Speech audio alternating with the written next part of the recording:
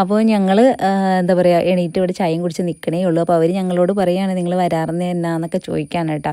അപ്പോൾ ഞങ്ങൾക്ക് പിള്ളേരൊക്കെ ഉള്ളതുകൊണ്ട് തന്നെ അങ്ങനെ പെട്ടെന്ന് ഓടി വരാൻ പറ്റത്തില്ല എന്നൊക്കെ അവരോട് പറയുകയാണ്. അങ്ങനെ അവരതൊക്കെ പോയി എൻജോയ് ചെയ്ത് കുറേ റീൽസും കാര്യങ്ങളൊക്കെ എടുത്തിട്ട് അവർ തിരിച്ച് റൂമിലേക്ക് പോണതാണ് കേട്ടോ. അങ്ങനെ നമ്മൾ രാവിലെ അതേ ഫ്രഷായി പിന്നെ ഡ്രസ്സൊക്കെ ചേഞ്ച് ചെയ്ത് നമ്മൾ ബ്രേക്ക്ഫാസ്റ്റ് കഴിക്കാനായിട്ട് പോവുകയാണേ. നമ്മൾ ബ്രേക്ക്ഫാസ്റ്റ് കഴിച്ച് കഴിഞ്ഞതിന് ശേഷം നമ്മൾ റൂം വെക്കേറ്റ്. സത്യം പറഞ്ഞാൽ നമുക്ക് ഒരു എന്താ പറയുക നൈറ്റ് സ്പെൻഡ് ചെയ്യാനുള്ള സമയം നമുക്ക് കിട്ടിയിട്ടുള്ളൂ എന്നുള്ളതാണ്.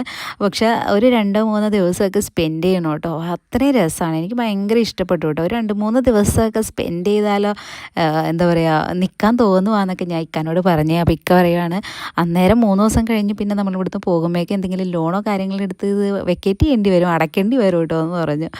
അപ്പോൾ എന്തായാലും ഇങ്ങനെയൊക്കെ ഒരു ലൈഫിൽ ഒരു പ്രാവശ്യമെങ്കിലും സ്പെൻഡ് ചെയ്യാനും സമയം ചിലവഴിക്കാനും ഒക്കെ നമ്മൾ സമയം കണ്ടെത്തണം, അതിനുള്ള ഫണ്ടും കണ്ടെത്തണം എന്നാണ് ഞാൻ പറയുന്നത് കേട്ടോ.